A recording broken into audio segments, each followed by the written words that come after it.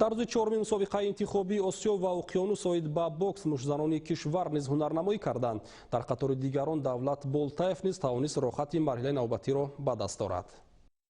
6 март дар доираи мусобиқаи интихобии Осиё ва Уқёнус оид ба бокс байни бонувон дар вазни 69 кило варзишгари тоҷик Нилуфар Бобоёрова бо ҳарифаш Маникон Байсан аз Таиланд нерӯ санҷида ноком гардид ва аз идомаи рақобатҳо бенасиб монд. Дар вазни то 91 кило миёни мардон варзишгари тоҷик Давлат Болтаев дар даври 16 якниҳоӣ бо намояндаи Муғулистон Сандаксурен Эрденебаяр қувва санҷида бо ҳисоби 5-0 даст боло шуд ва ба марҳилаи баъдӣ баромад.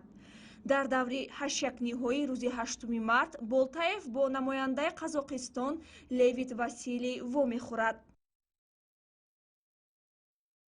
дар рақобатҳои вазни ҷамъи 91 кило бошад намояндаи кишвар Сиёвуш Зуҳуров бо мушдани Зеландияи нав Маулевила сабқат карда ноком шуд.